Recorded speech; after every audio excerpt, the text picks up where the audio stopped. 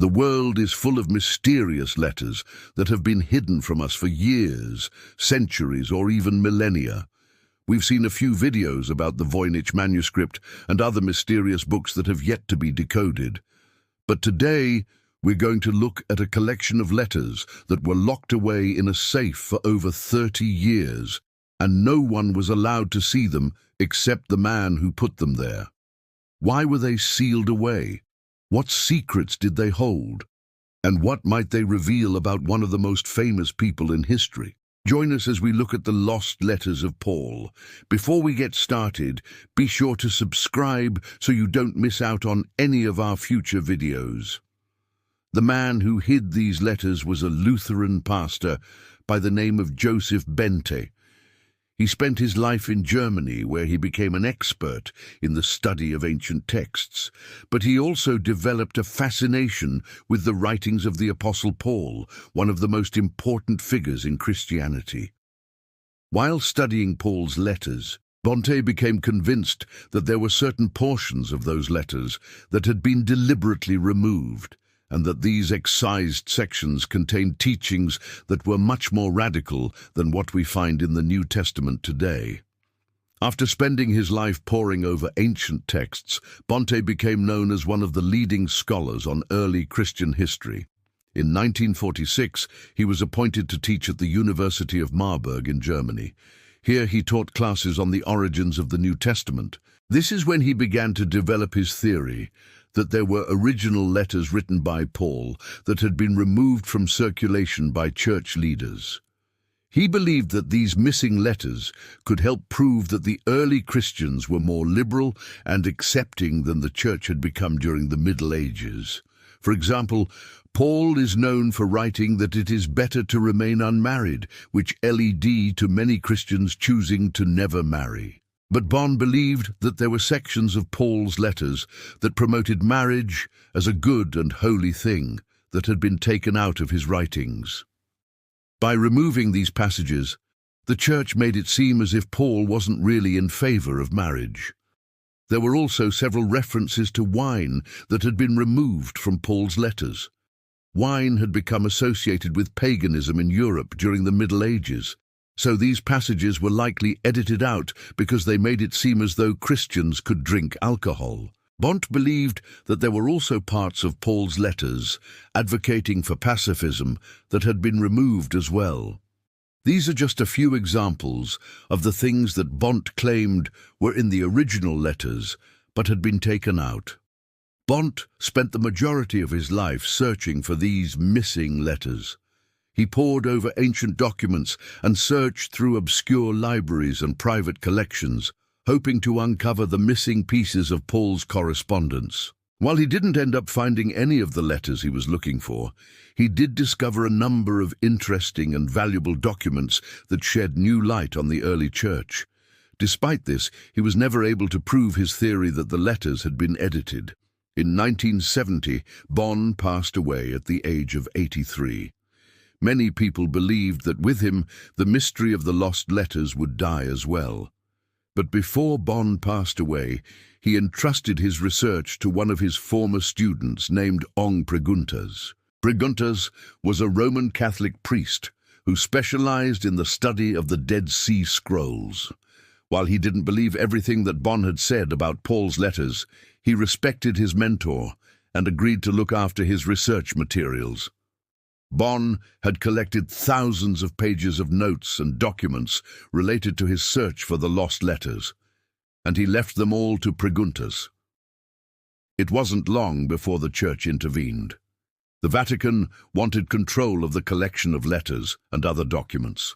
However, Preguntas refused to turn them over.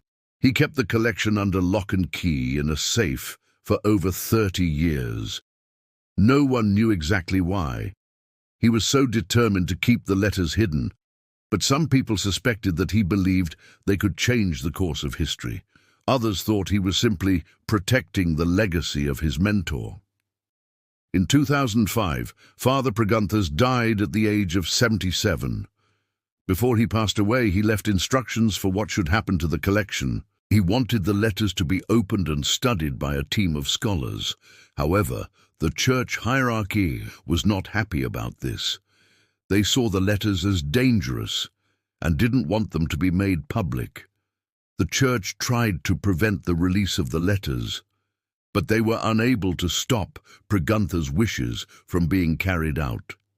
The letters were finally opened, and a team of 8 biblical scholars met together to pore over the documents. The team consisted of 2 Catholics, 2 Protestants, and 4 people who described themselves as non-denominational Christians.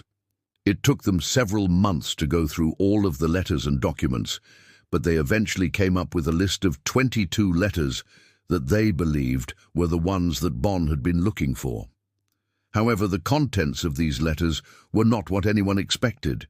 They didn't contain any radical or controversial teachings. Instead, they were mostly love letters that Paul had written to a woman named Fanny. One of the letters reads, "My dearest Fanny, since I arrived here, I have longed to write to you and tell you how much I love you and how deeply I miss you." Another letter says, "You are the only one for me, my darling Fanny. I cannot bear the thought of living without you." Clearly, these were not the kind of letters that the church would want to hide. So why were they locked away for so long? While the letters weren't what the church was afraid of, they were still quite shocking for the time period. Remember, this was the 2000s, and the world was still very conservative. The idea of a man being in love with another man was taboo, and these letters would have been scandalous. This is why Praguntrus kept them hidden, and why the church tried to prevent them from being released. They didn't want the world to know that Paul, one of the most important figures in Christianity, had been gay. Since the letters were published, there has been a lot of debate over whether or not Paul was actually gay. Some people believe that the letters are proof that he was in love with men. Others argue that the letters can be interpreted in a different way and that Paul was simply expressing deep affection for his friends. There is no clear evidence that can prove either of these theories, so it's up to each person to decide what they believe. There are many other interesting things about these letters that have come to light now that they've been studied by experts. For example, the team discovered that Paul wrote in Greek rather than Latin, which was the language of scholarship at the time. This suggests that Paul was highly educated and well-traveled, which is consistent with the accounts we have of his life. The team also discovered that Paul's handwriting was very similar to that of other people who lived during his lifetime. This provides further evidence that the letters are authentic.